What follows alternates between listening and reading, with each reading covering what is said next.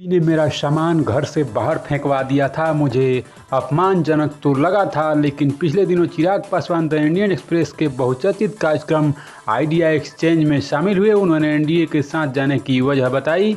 आइए खबरों को विस्तार से जानते हैं।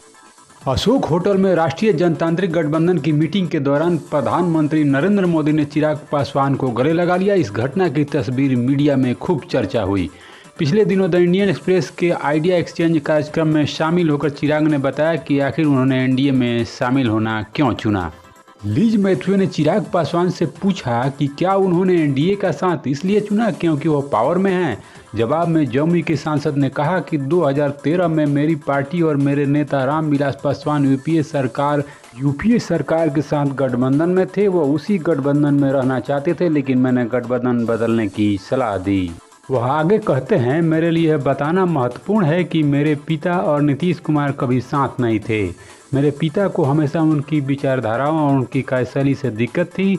नीतीश कुमार ने हमेशा उन्हें नीचे दिखाने की कोशिश की। लोकसभा चुनाव के बाद 2019 तक जिस तरह से मुख्यमंत्री ने चुनाव में व्यवहार किया, वह चाहते थे कि हमारे उम्मीदवार हार जाएं। तब पार्टी ने फैसला किया कि हम इस गठबंधन से बाहर निकल जाएंगे। प्रधानमंत्री में मेरा विश्वास पूरे समय बना रहा। मैं इस तरह के ताने सुनता था कि अरे आप खुद को हनुमान कहते हैं और क्या हुआ, उन्होंने आपकी पार्टी, आपके परिवार, आपके घर के साथ ऐसा किया। लेकिन पिछले दिनों जो तस्वीरें वायरल हुई, एनडीए की बैठक में प्रधानमंत्री द्वारा गले लगाने के उस रिश्ते की झलक है जो मैं अपने प्रधानमंत्री के साथ साझा करता हूं। वह मेरे कठिन से कठिन समय में मेरे साथ खड़े रहे, उन पर मेरा पूरा विश्वास कायम है। जब चिराग से सवाल किया गया कि अगर 2024 में विपक्षी दल सत्ता में आते हैं तो इसकी क्या गारंटी है कि आप एनडीए के साथ बने रहेंगे, जवाब में चिराग पासवान ने कहा कि गारंटी मेरे पिता की ओर से आती है। उन्होंने कभी भी गठबंधन का विकल्प सिर्फ इसलिए नहीं चुना क्योंकि वो पार्टी सत्ता में आ रही है।